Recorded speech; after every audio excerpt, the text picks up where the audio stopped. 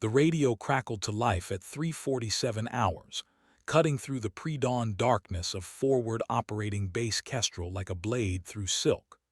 Lieutenant Commander Marcus Hammer Delacroix had seen enough combat in his 12-year SEAL career to know when desperation bled through encrypted channels, but nothing had prepared him for this moment.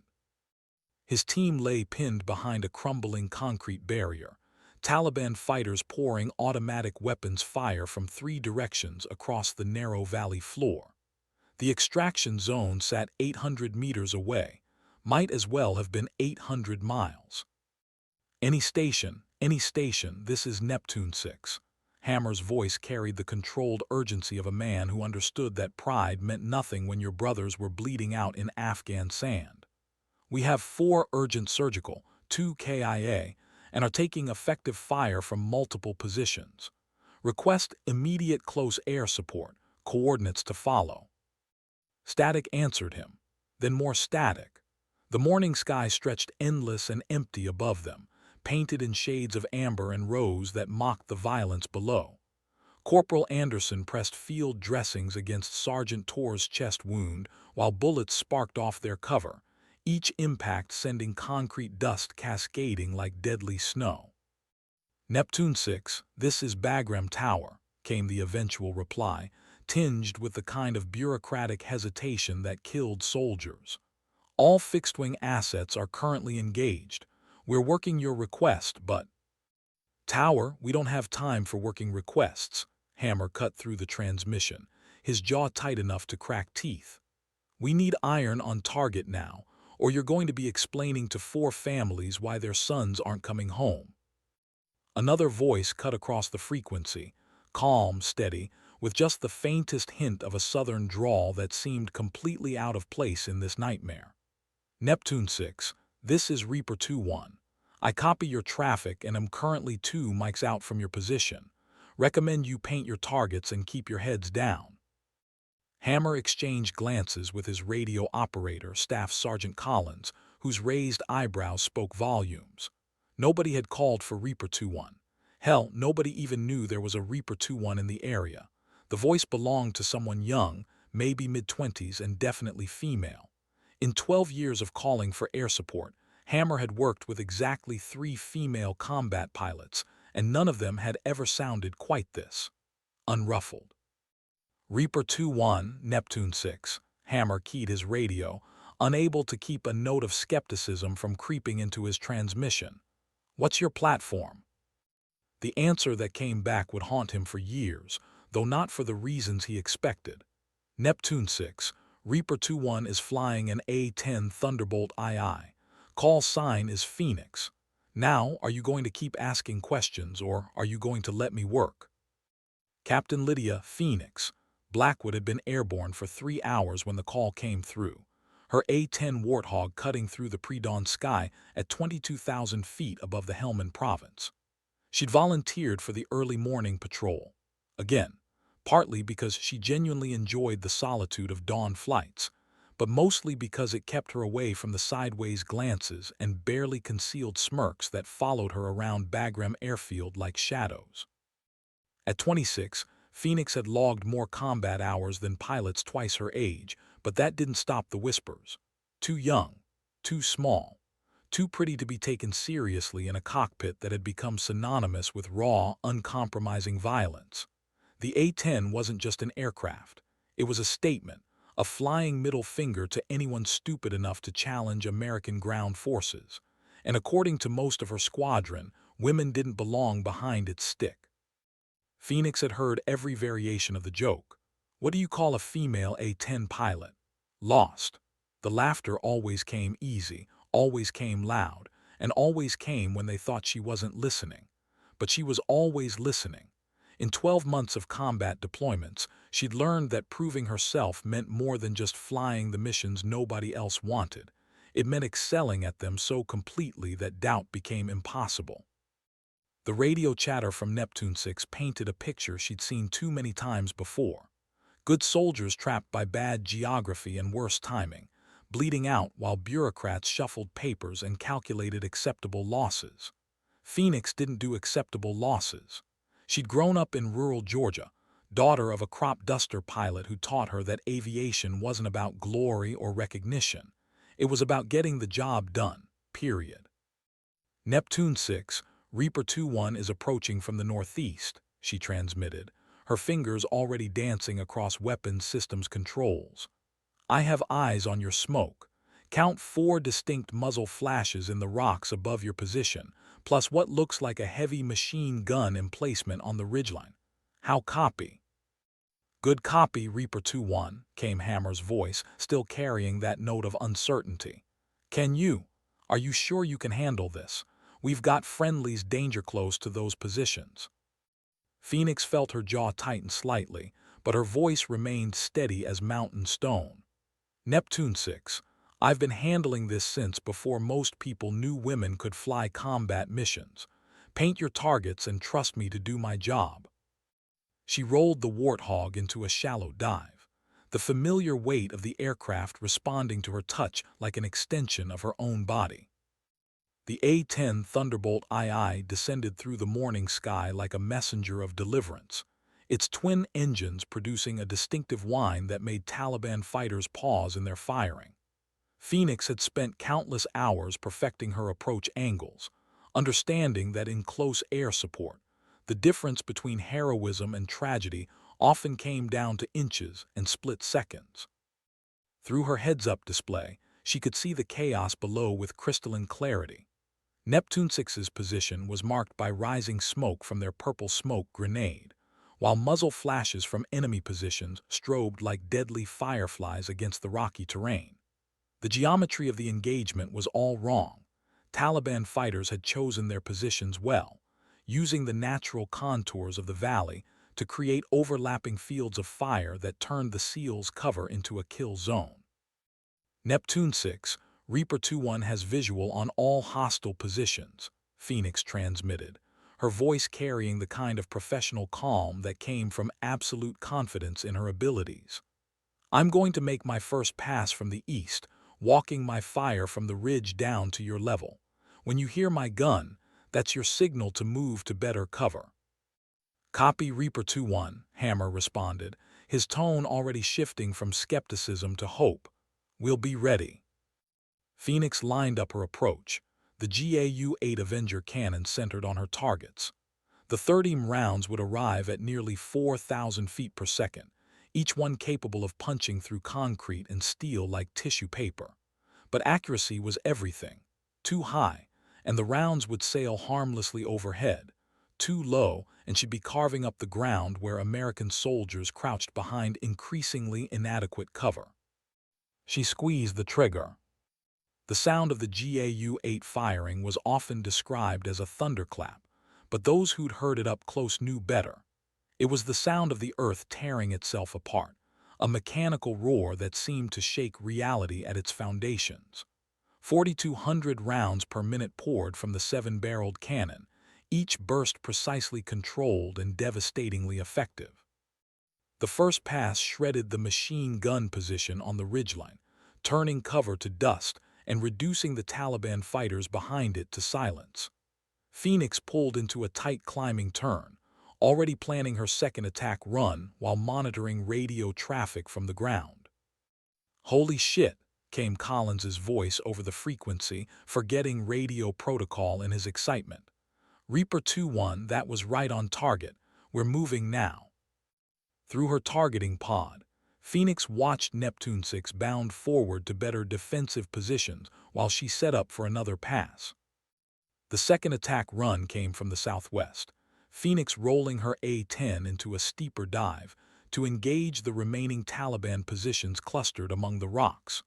Her aircraft shuddered slightly as she fired, the recoil from the massive cannon actually slowing the Warthog's forward momentum, a sensation that never failed to remind her of the raw power she controlled. More enemy positions disappeared in eruptions of dust and debris. Phoenix could see Taliban fighters abandoning their weapons, scrambling for escape routes that didn't exist. The psychological effect of close air support was often as important as the physical damage. Knowing that death could arrive from the sky at any moment broke the fighting spirit of even the most dedicated insurgents. Neptune 6, Reaper 2-1, she called as she climbed for altitude. I count no more muzzle flashes from hostile positions. You should have a clear route to your extraction zone. Outstanding work, Reaper 2-1. Hammer's voice carried a note of genuine admiration now. We're moving to extract. Thanks for the save. Phoenix smiled slightly inside her helmet. Another mission completed. Another group of Americans going home to their families. She banked northwest toward Bagram, unaware that her performance over the next few minutes would become the stuff of legend throughout the special operations community. But first, the Taliban had one more surprise waiting. The shoulder-fired surface-to-air missile rose from a concealed position like a vengeful spirit, its infrared seeker head locked onto the heat signature of Phoenix's A-10. She spotted it climbing toward her at 3:51 hours, just as she was beginning to relax after what had seemed like a textbook close air support mission. Missile launch, Phoenix called over the radio, her training taking over even as adrenaline flooded her system. The SA-7 was old technology, relatively primitive compared to modern air defense systems, but it only needed to work once to turn her into a crater in the Afghan landscape. She threw the Warthog into a diving right turn, popping chaff and flares in sequence while pulling enough G-forces to make her vision tunnel. The A-10 was built to survive battle damage, but a direct hit from any missile would test those engineering tolerances beyond their limits. The missile detonated 50 feet behind her aircraft, its fragmentation warhead sending shrapnel through the air where she'd been moments before. Phoenix felt several impacts against her fuselage, metallic pings that registered through the airframe like hail against a window. Her engine instruments flickered, and she immediately began running through emergency procedures. Reaper 2-1 is taking battle damage, she reported, her voice still steady despite the alarms beginning to sound in her cockpit.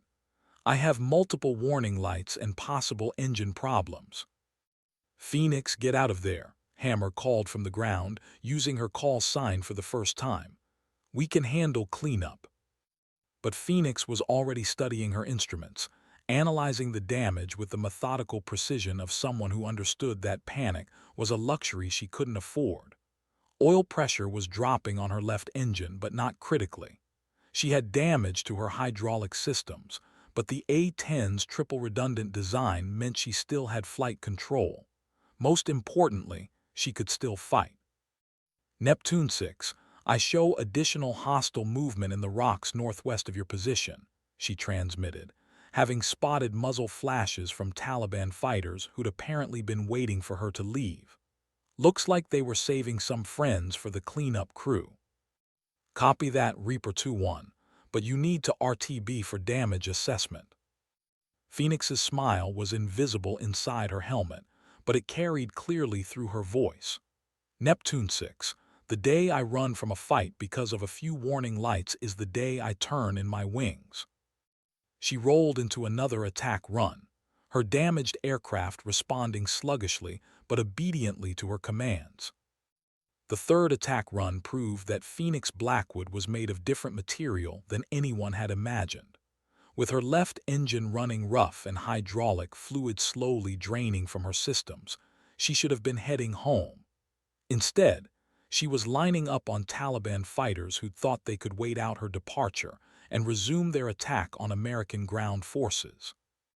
Her targeting systems flickered intermittently, damage from the missile detonation affecting her electronics. Phoenix switched to manual firing solutions, using instinct and experience to compensate for the technical failures. The GAU-8 cannon still functioned perfectly. It would take more than shrapnel to silence 30 millimeters of American firepower. Reaper 2-1, your aircraft is trailing smoke, Collins reported from the ground, his voice tight with concern. You sure you're okay up there? Just a little ventilation, Neptune 6, Phoenix replied, though she could smell burning oil and electrical insulation in her cockpit. Nothing a good mechanic can't fix. She opened fire on the new Taliban positions, her rounds walking across the rocky terrain with surgical precision. Each burst was carefully controlled, conserving ammunition while maximizing effectiveness. The enemy fighters who'd hoped to outlast her learned the hard way that Phoenix didn't abandon missions, regardless of circumstances. The last of the hostile fire ceased as her rounds found their marks. The valley fell silent except for the labored breathing of wounded SEALs and the distant whine of Phoenix's damaged engines maintaining altitude above them. Neptune 6, this is Reaper 2-1, she called, running post-strike damage assessment. I show no further hostile activity in your area. You're clear for extraction. Copy that, Reaper 2-1, Hammer responded. And Phoenix, that was some of the finest close air support I've ever seen. You saved a lot of lives today. Phoenix felt warmth spread through her chest at the genuine respect in his voice. Just doing my job, Neptune 6. Get your people home safe. As she turned toward Bagram, nursing her wounded aircraft through the morning sky, Phoenix had no idea that Hammer was already composing the after-action report that would change everything. Within hours, word of her performance would spread through the special operations community like wildfire. The female pilot they'd all dismissed had just redefined what courage looked like. But first, she had to get home. The flight back to Bagram tested every skill Phoenix had acquired in her aviation career. With her left engine running at reduced power and hydraulic systems slowly failing, the A-10 handled like a wounded animal, still dangerous, but requiring constant attention and gentle persuasion to maintain controlled flight. Phoenix ran through her emergency checklists methodically, prioritizing system failures by their potential to kill her. The hydraulic leak was her primary concern. Without hydraulic pressure, her flight controls would become exponentially more difficult to manage. She could switch to manual reversion, but landing a damaged A-10 in manual control required precision that left no margin for error. Bagram Tower, this is Reaper 2-1 declaring an emergency, she transmitted as the airfield came into view. I have battle damage, partial engine failure, and hydraulic system problems, requesting priority landing and emergency crews standing by. Reaper 2-1, Bagram Tower copies your emergency, came the immediate reply. Runway 28 is cleared for your approach. Fire trucks are rolling. Phoenix could see the emergency vehicles racing across the tarmac below, their red and yellow lights flashing like beacons of hope. But she also noticed something else. Crowds of personnel gathering near the flight line, word having spread that an A-10 was coming home damaged. In the military aviation community, battle-damaged aircraft returning home safely represented something almost sacred, a testament to both human skill and American engineering. She configured her approach carefully, extending landing gear and flaps while monitoring her failing systems. The hydraulic pressure continued to drop, making her control inputs increasingly difficult. What should have been gentle corrections became wrestling matches with an aircraft that seemed determined to follow its own agenda. Tower, Reaper 2-1 is on final approach, she reported, her voice steady despite the growing difficulty of maintaining controlled flight. Aircraft is handling heavy, but I have the runway made. The landing wasn't pretty. Phoenix touched down harder than she would have preferred, the A-10's robust landing gear absorbing the impact with mechanical groans that spoke of stress tolerances being tested. She deployed her drag chute and applied wheel brakes, bringing the wounded aircraft to a stop halfway down the runway.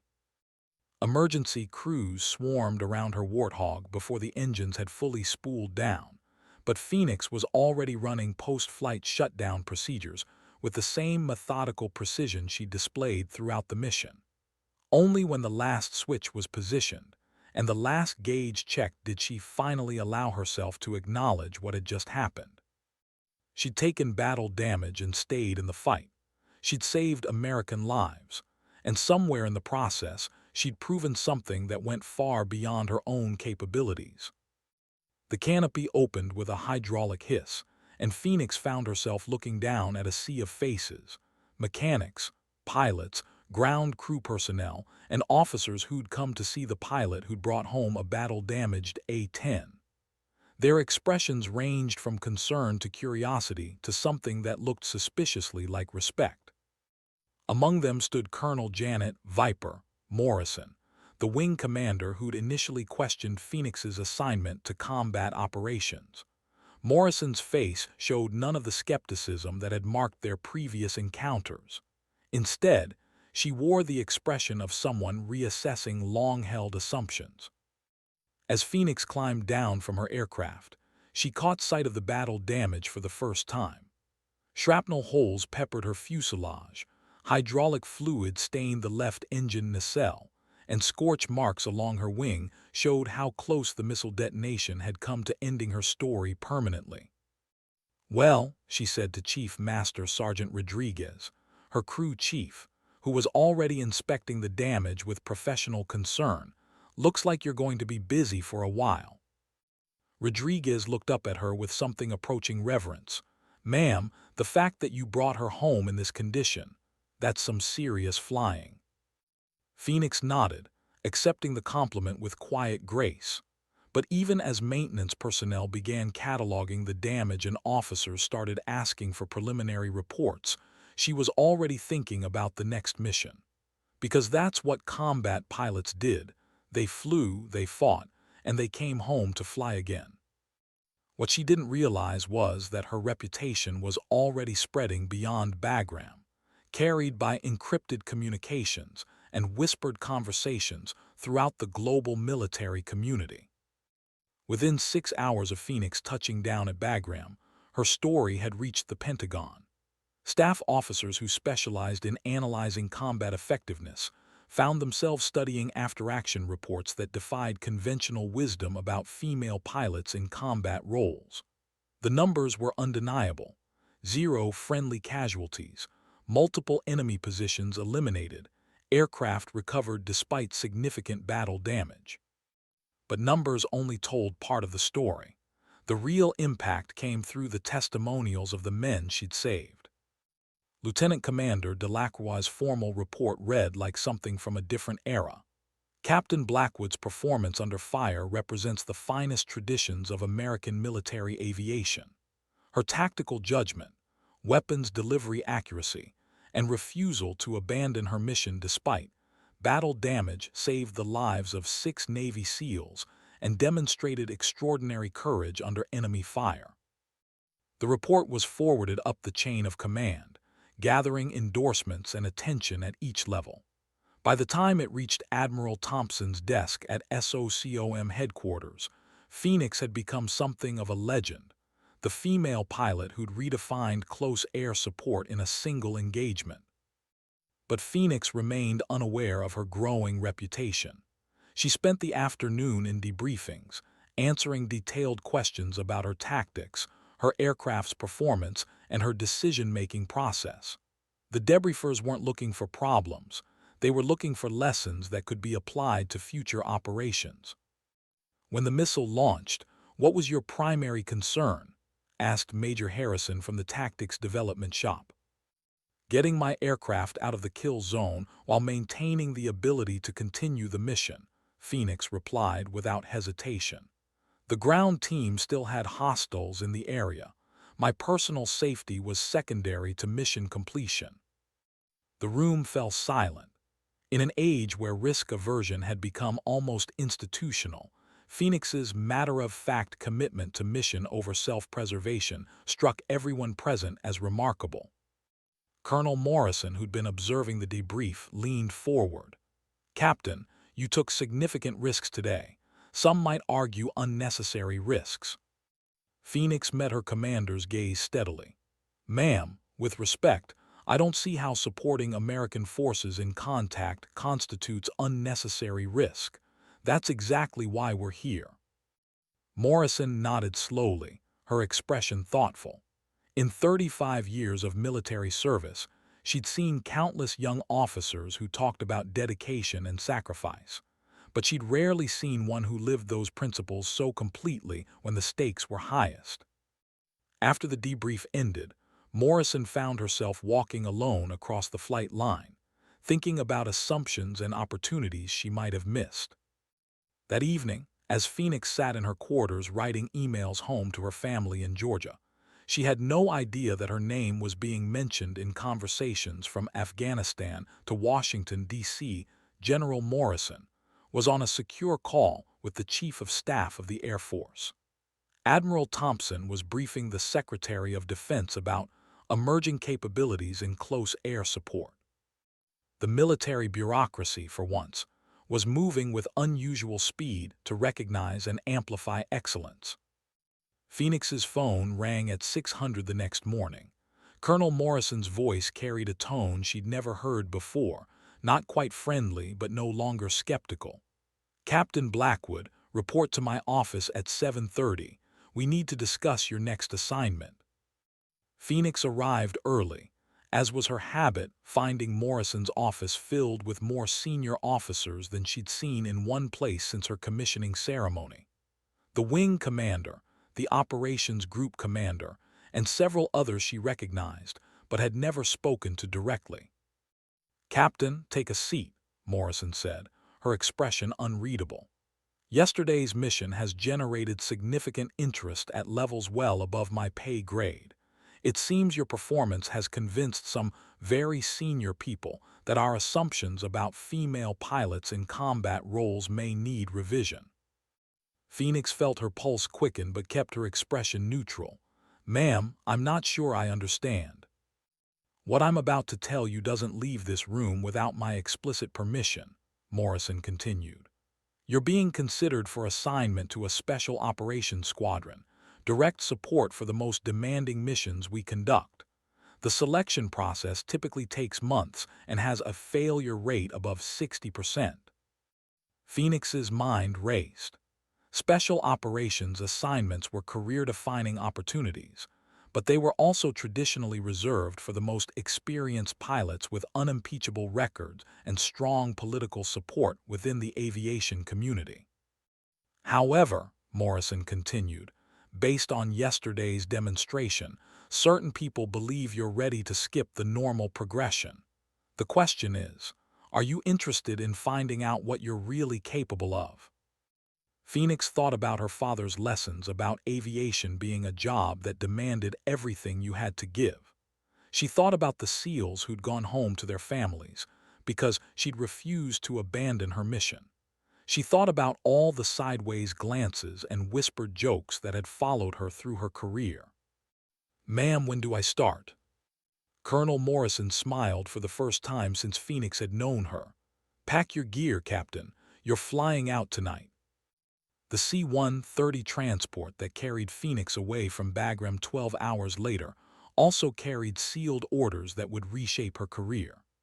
But as she stared out the small porthole at the Afghan landscape disappearing below, Phoenix was already focused on the future rather than dwelling on the past.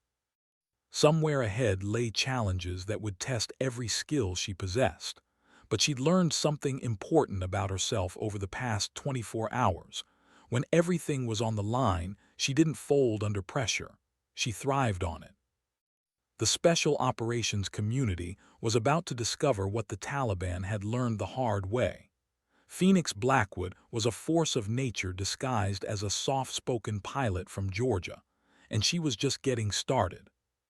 3 months later, Phoenix found herself standing in a nondescript briefing room at Hurlburt Field, Florida, facing a colonel whose face belonged on military recruitment posters. Colonel Jack "Reaper" Morrison, no relation to her previous wing commander, had the kind of reputation that made other special operations officers speak in respectful whispers.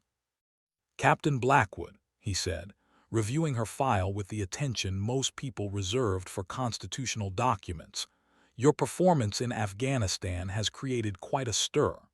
The question I need to answer is whether that performance represents your baseline capability or a one-time peak under extraordinary circumstances." Phoenix had spent the intervening months flying training missions that pushed both her aircraft and her skills to their absolute limits. Night infiltrations, precision strikes in urban environments, close air support in conditions that would have grounded most pilots. Each mission had been a test, and each test had been passed with flying colors that surprised even her instructors. "Sir, I believe my recent training scores speak to my consistency," Phoenix replied, maintaining the respectful professionalism that had served her well throughout her career. Colonel Morrison looked up from her file, his expression shifting from professional evaluation to something approaching curiosity.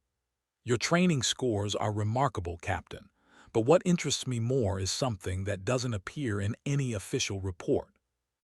He leaned forward, his voice taking on the tone of someone sharing classified information. "Yesterday, I received a call from Lieutenant Commander Delacroix. He wanted to know if there was any way he could personally request you for his team's next deployment. In 15 years of special operations, I've never had a ground unit commander specifically request an individual pilot." Phoenix felt surprise flicker across her features before she could control it. She hadn't spoken to Hammer since the mission in Afghanistan, though she'd often wondered how his wounded had recovered. "Delacroix told me something interesting," Morrison continued. "He said you'd proved that courage isn't about being unafraid, it's about being terrified and doing your job anyway. He also said his team would follow you into hell if you were the one providing air support." The room fell silent except for the distant sound of aircraft engines from the flight line. Phoenix waited, understanding that this moment would define the trajectory of her entire career. "Captain, I'm offering you a position with the 4th Special Operations Squadron. Your primary mission will be providing close air support for the most sensitive operations we conduct. The failure rate for pilots in this assignment is approximately 30%, usually due to stress-related performance degradation. The hours are brutal, the missions are dangerous, and the standards are unforgiving." Morrison paused, studying her face for any sign of hesitation. "Are you interested?" Phoenix thought about the path that had brought her to this moment. Every slight, every doubt, every whispered comment about women not belonging in combat aircraft had led to this opportunity. She could choose safety and a conventional career path, or she could step through a door that might lead to greatness or disaster in equal measure. "Sir, when do I start?" Colonel Morrison's smile was barely perceptible, but it was there. "Welcome to the tip of the spear, Phoenix. Don't make me regret this decision." As Phoenix left the briefing room, she passed a wall lined with photographs of the squadron's most distinguished alumni. Soon, her own photograph would join that gallery, not because of her gender or the barriers she'd broken, but because of her absolute refusal to be anything less than exceptional when it mattered most. The girl who'd learned to fly in a crop duster over Georgia cotton fields had become a warrior, and the best was yet to come.